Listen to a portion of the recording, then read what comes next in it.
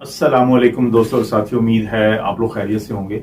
आज की इस वीडियो में हम बात करेंगे कि एक बड़ी मशहूर किताब है आजकल कि जिसमें बताया गया है कि दुनिया के कुछ इलाकों में, और खास तौर पे यहाँ पे मैं बात कर रहा हूँ जापान का एक जजीरा है जिसको ओकिनावा कहते हैं। तो उस किताब में बताया गया है कि क्योंकि वहां पे लोग जो हैं बहुत ज्यादा तादाद में, या शायद दुनिया में सबसे ज्यादा तादाद में 100 साल से ज्यादा उम्र ना सिर्फ पाते हैं बल्कि उनकी सेहत भी बाकी तमाम जो दुनिया के हिस्से हैं वहां पे जो ज्यादा उम्र के लोग होते हैं उनसे बेहतर रहती है। तो उसके ऊपर तहकीक की गई है इस किताब में, जो बयान की गई है, तो उसमें कुछ हिस्से हमारी जो दिलचस्पी के लिए बहुत अहम है। जैसे कि जब ये बात देखी गई कि वहां पे जो लोग हैं वो आखिर खाने को कैसे खाते हैं कि जिससे ना सिर्फ एक उनकी लंबी उम्र होती है बल्कि सेहत वाली उम्र होती है, तो पहली चीज पता चलती है कि वो खाने को चबाते बहुत ज्यादा है। वहां पे एक तरीका है कि कुछ देर मखसूस होती है कि आपने आधे घंटे से 1 घंटे के लिए सिर्फ खाना खाने के लिए आप बैठे हैं। उसकी वजह क्या होती है कि वो खाने को बार बार वो मुंह के अंदर यानी दांतों का सही इस्तेमाल करते हैं और चबाते हैं। और बताया ये जाता है कि जब भी आप अपने खाने को 30 से 40 दफा आप चबाएंगे और दांतों का सही इस्तेमाल करेंगे तो दरअसल आप खाना खाएंगे नहीं, आप खाने को पिएंगे, क्योंकि इससे दो फायदे होते हैं।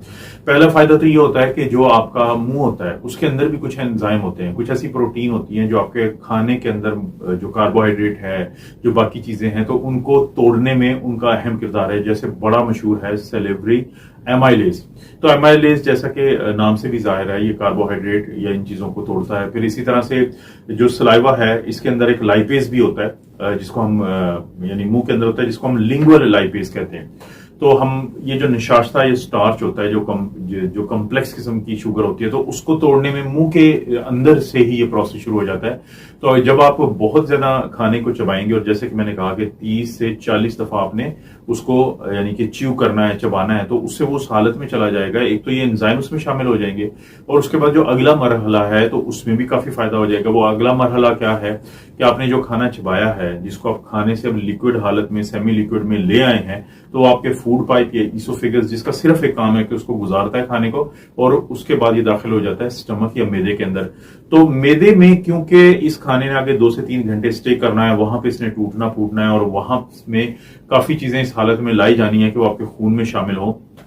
तो इसलिए जो आपने मुंह में चबा लिया है तो उससे बहुत फायदा ये हो जाएगा कि ये आगे जब जाएगा तो मैदे के जो आगे यानी कि एंजाइम होते हैं जिस, और कुछ प्रोटीन होती है और बाकी चीजें होती हैं। जैसे मिसाल के तौर पे आपका जो मैदा है उसके अंदर एक पेप्सिन होती है जो प्रोटीन को तोड़ती है, एक एमाइलेज लाइपेज हैं जो आगे जाके पैंक्रियाज से छोटी आंत में शामिल हो जाते हैं। इसी तरह से एक प्रोटीएज है जैसे कि वो प्रोटीन को तोड़ता है, लाइपेज है जो लिपिड को तोड़ता है, इसी तरह लैक्टेज है जो कार्बोहाइड्रेट की खास किस्म होती है उसको तोड़ता है, ट्रिप्सन एक होता है तो वो भी इस खाने के मुख्तलिफ हिस्सों को तोड़ता है। तो एक तो मुंह में चबाने का ही फायदा हो गया कि वहां पे ये सही हालत में पहुंचेगा। तो इसलिए कोशिश करें, पहला जो काम आप करें कि आपने इसको च्यू करना है, और याद रखें कि स्टमक में जब आप इस हालत में भेजेंगे तो वहां पे हाइड्रोक्लोरिक एसिड होता है जो पेप्सिन नामी ये जो एंजाइम है, प्रोटीन है, उसको एक माहौल पैदा करता है ताकि प्रोटीन को तोड़ना थोड़ा मुश्किल होता है ताकि वो उसको तोड़ सके। लेकिन जब आप चबाने के दौरान ही उसको काफी हद तक ऐसा पतला कर चुके होंगे तो खाना एक तो इस आदत की वजह से जल्दी आपके जिस्म का हिस्सा बनता है। एक तो ये करना चाहिए। दूसरा देखें, जो स्टमक है उस वो जैसे आपने देखा हो कहीं पे जब कोई तामीर हो रही होती है तो रेत, बजरी, सीमेंट इनको मिक्स करने के लिए एक मशीन होती है जो ऐसे घूमती है और ये चीजें मिक्स होती हैं। चर्निंग एक प्रोसेस कहते हैं इसे। आपका जो मैदा है वो भी चर्न करता है, वो भी क्योंकि मसल्स हैं तो वो जब कॉन्ट्रैक्ट करते हैं वो सिकुड़ते हैं, रिलैक्स होते हैं। तो दोनों प्रोसेस की वजह से वो खाने को चर्न कर रहे होते हैं, मिक्स कर रहे होते हैं। लेकिन फर्ज करें कि आप बहुत ज्यादा अगर एक ही वक्त में खाना खा लें, क्योंकि हम में से अक्सर ये लोग समझते हैं कि ज्यादा खाएंगे तो ज्यादा एनर्जी मिलेगी, जो कि गलत चीज है। इसलिए जो दूसरा असूल ये है कि आपने इतना खाना खाना है कि जब आपका स्टमक उसको मिक्स करने की कोशिश करे तो उसको जगह मिल जाए, ताकि उसके मसल्स जब कॉन्ट्रैक्ट करेंगे, सिकुड़ेंगे, तो वो जाहिर है सिकुड़ेंगे तभी अगर उसको सिकुड़ने की जगह मिलेगी। लेकिन अगर आप ज्यादा खाना खा लेंगे तो आपका खाना सड़ तो जाएगा, आपके मैदे में पड़ा रहेगा, सड़ेगा, लेकिन वो हजम होने की तरफ नहीं जाएगा। इसलिए कहते हैं कि 80% तक की जो कैपेसिटी है उस वक्त तक खाना चाहिए, उसके बाद रुक जाना चाहिए। या आम अल्फाज में ये कह लें, आम समझने के लिए आप कह लें कि भूख रख के खाना खाना चाहिए। कि जब आपको लगे कि आप 2 रोटी खाते हैं तो आपका पेट सही भर जाता है तो आप 1.5 रोटी पे लाजमी रुक जाएं ताकि इस अमल में आप अपना हिस्सा डाल सकें। ये दूसरा चीज है जो जो ओकिनावा के लोग हैं खासतौर पे वो उन्होंने इस चीज को फॉलो किया हुआ है। दूसरा ये होता है कि खाना खाने के फौरी बाद बहुत सारे लोगों की एक आदत होती है कि वो पानी पीते हैं, और खासतौर पर उस वक्त हम पानी ज्यादा पी लेते हैं कि जब हमने मिर्च मसाला खाने में ज्यादा डाला हो। तो क्योंकि आपकी अच्छी सेहत के लिए, लंबी उम्र के लिए जरूरी है कि आप जो हैं वो पानी नहीं पिएंगे खाना खाने के कम से कम 1 घंटे बाद, तो मिर्च मसाले वाली चीज तो वैसे ही थोड़ा साइड पे कर दें। नुकसान क्या होता है अगर आप खाना खाने के दौरान या बाद में पानी पी लेते हैं? देखिए, नुकसान ये होता है कि बहुत अहम जो तेजाब होता है, हाइड्रोक्लोरिक एसिड होता है, जिसने एक माहौल बनाया हुआ है आपके खाने के डाइजेशन, टूट फूट का और बाकी एंजाइम के काम करने का। आप तेजाब में जब पानी डाल देते हैं तो उसका असर कम हो जाएगा, क्योंकि ये तेजाब काफी सख्त होता है, इतना सख्त होता है कि हमारे स्टमक को, मैदे को इसकी तबाही से बचाने के लिए इसके ऊपर एक म्यूकस की लेयर होती है उसकी दीवारों को बचाने के लिए। लेकिन जब हम पानी डालेंगे तो उसकी इस फायदे को हम कम कर देते हैं, तेजाबियत को कम कर देते हैं। हम खाना सड़ेगा तो वहां पे, लेकिन हजम होने के लिए जो माहौल चाहिए था वो हमने चेंज कर दिया। और मैंने कहा था कि पेप्सिन को भी तेजाबियत चाहिए होती है, एसिडिटी चाहिए होती है, कम पीएच चाहिए होती है, ताकि वो सही काम कर सके बाकी और एंजाइम की तरह। तो इसलिए खाना खाने के फौरी बाद या दौरान पानी मत पिए, बल्कि या तो खाना खाने से 1 घंटा पहले पी लें या 1 घंटे के बाद पिए, तब यानी कि ये आदत जो है आपकी मदद करती है। तो इस चीज को भी देखना है। इसके बाद एक खास बात और बताई गई है लोगों के बारे में, वो ये है, देखें, हम जब डॉक्टर के पास जाते हैं तो डॉक्टर हमें कहता है कि आप अगर सेहतमंद रहना चाहते हैं, लंबी उम्र पाना चाहते हैं, तो आप फिजिकली एक्टिविटी क्या करें, फिजिकल एक्टिविटी करें, कोई एक्सरसाइज करें, कोई रनिंग करें, जॉगिंग करें। लेकिन वहां के लोगों को क्या यानी कि तरीका है? उनके लोगों का तरीका यह है कि वो फिजिकली एक्टिव हैं और उनकी जिंदगी ज्यादा एक्टिव है, तो जिसके नतीजे में वो लंबी उम्र पाते हैं और अच्छी सेहत पाते हैं। जैसा कि एक छोटी सी मिसाल से बताऊंगा, लेकिन वो मिसाल फिर हर चीज पे आप लगा सकते हैं। जैसे पहले, अगर कुछ साल पहले जब आपने टीवी बंद करना होता था तो हम जाके टीवी को फिजिकली स्विच ऑफ करते थे या उसका बटन बंद करते थे, लेकिन अब आप रिमोट से करते हैं, आप अपने उधर ही बैठे हुए। उसके बाद बहुत सारे ऐसे काम होते हैं जो आप कर सकते हैं मूव करके। लेकिन हम क्या करते हैं, मिसाल के तौर पे अगर मार्केट जाना है करीब की, तो हमारी कोशिश होगी कि एक तो गाड़ी लेके जाएं, दूसरा कोशिश करते हैं गाड़ी के अंदर बैठे हुए चीज हमें मिल जाए। अगर ना भी मिले तो हम उस दुकान के तकरीबन अंदर ही घुसा देते हैं गाड़ी को, ताकि बस वहां से चीज पकड़े और निकल आए। लेकिन वहां के लोग एक तो क्या करते हैं, उनकी जिंदगी में फिजिकल एक्टिविटी ज्यादा है। हालांकि मोस्ट एडवांस्ड कंट्रीज में से एक है जापान, लेकिन वहां पे ये इस चीज का है कि उनकी मार्केट्स का एक असूल है कि आप मार्केट में, अब पाकिस्तान में भी कुछ मार्केट्स में है कि खास डिस्टेंस के बाद आप गाड़ी नहीं अंदर लेके जा सकते, आपको गाड़ी पार करके पैदल जाना पड़ेगा। तो वो क्या करते हैं कि वो अक्सर काम जो है या साइकिलिंग करते हैं ताकि फिजिकल एक्टिविटी हो, या वो पैदल जाते हैं उस काम के लिए।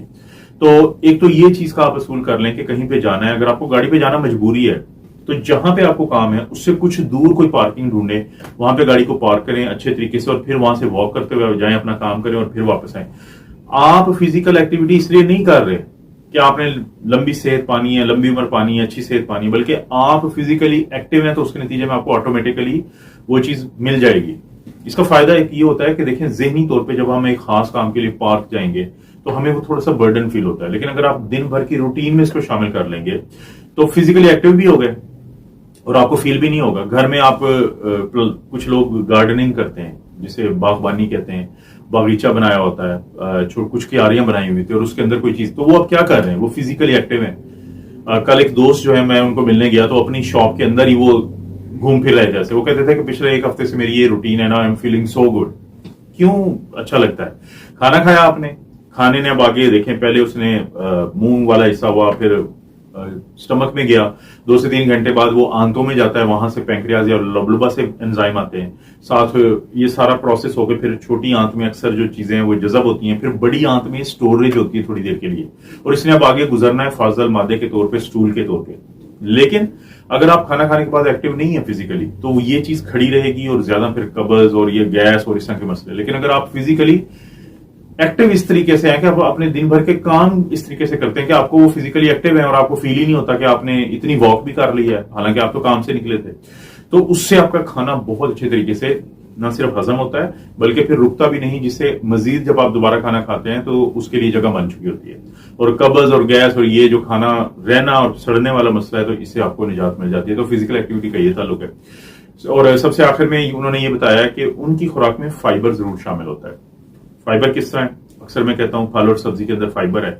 चलें, सब्जी को तो हम पका देते हैं ज्यादा, काफी फायदे उसके जो है वो खत्म हो जाते हैं। लेकिन अब सेब है, अमरूद है, तो इन चीजों को आप खाएं, फल इनकी स्किन समेत, छिलके समेत। इनकी जो छिलका होता है उसके अंदर बहुत फाइबर होता है, बहुत कुछ होता है, फाइटोकेमिकल्स जिनको हम कहते हैं, जो आपकी सेहत के लिए जरूरी है, लेकिन साथ फाइबर भी होता है। वो फाइबर पकड़ के चलता है खाने को, साथ साथ उसको लेके भी जाता है, उसको वजन भी देता है, उसको उसमें से जो कोलेस्ट्रोल है, उसमें से जो ग्लूकोज है, उसको आराम आराम से आपके खून में जाने देता है। तो कंट्रोलर है आपके लिए। तो फाइबर को जरूर अपनी खुराक में शामिल करें, बहुत फायदा है। आखिरी जो असूल उन्होंने बताया कि जनरल, वो भी मैं आपसे शेयर कर देता हूं। वो कहते हैं कि जितना ज्यादा मॉडर्न चीजों को खाने की तरफ जाएंगे आप, उतनी आपकी उम्र कम होगी, उतनी आपकी सेहत खराब होगी। और जितना उन चीजों को रहेंगे जो पुराने दौर के लोग खाते थे, ये चीनी क्या है, आज के नए दौर की है। आपकी जो बेकरीज क्या है, आप लोगों ने बनाई है। पुराने दौर के लोग तो बेकरीज को उनको नहीं पता था ये क्या चीजें होती है। तो जितना प्रोसेस्ड फूड, जंक फूड आप ज्यादा खाएंगे, उतना ज्यादा कम उम्र होगी आपकी और बीमारियां ज्यादा होंगी। इसको रिवर्स कर दें, जितनी वो चीजें कम से कम इस्तेमाल करेंगे जो मॉडर्न दिन में आपने मसनूई तरीके से बनाई हुई हैं, तो उतना ज्यादा, फिर अगर आप उनको इस्तेमाल नहीं करेंगे तो आपकी उम्र भी ज्यादा होगी और आपकी सेहत भी अच्छी होगी और खाना आपके जिस्म का हिस्सा भी बन जाएगा। तो खाने को ये खाने के तरीके हैं, खाने को ये खाने के वो तरीके हैं जो ओकिनावा नामी जजीरा, जिसके रहने वाले दुनिया में सबसे ज्यादा 100 साल सेंटेरियन जिन्हें शायद कहते हैं, तो जिनकी उम्र 100 साल से ज्यादा होती है, तो सबसे ज्यादा तादाद है। और उनका 80 साल के बाबे भी आपको फिजिकली एक्टिव नजर आएंगे, जबकि हमारे इधर 60 साल के लोग जो है वो बेड पे पड़े होते हैं और उनको 100 बीमारियां आके घेर लेती हैं। तो मुझे उम्मीद है थोड़ा सा आपको कॉन्सेप्ट इसका क्लियर हुआ होगा कि कैसे आपका खाना आपकी लंबी उम्र और आपकी अच्छी सेहत की जमानत बन जाता है। जिस तरह की वीडियोस मैं बनाता रहता हूं, वीडियो को लाइक करें, चैनल को सब्सक्राइब करें। कोई भी वीडियो अच्छी लगती है तो दोस्तों रिश्तेदारों से शेयर करने के लिए नीचे ऑप्शन को जरूर इस्तेमाल करें। आप अपना और अपनी फैमिली का ख्याल रखें। अल्लाह ताला आपको और आपकी फैमिली को हर किस्म की बुराई, बीमारी और आजमाइश से महफूज रखें।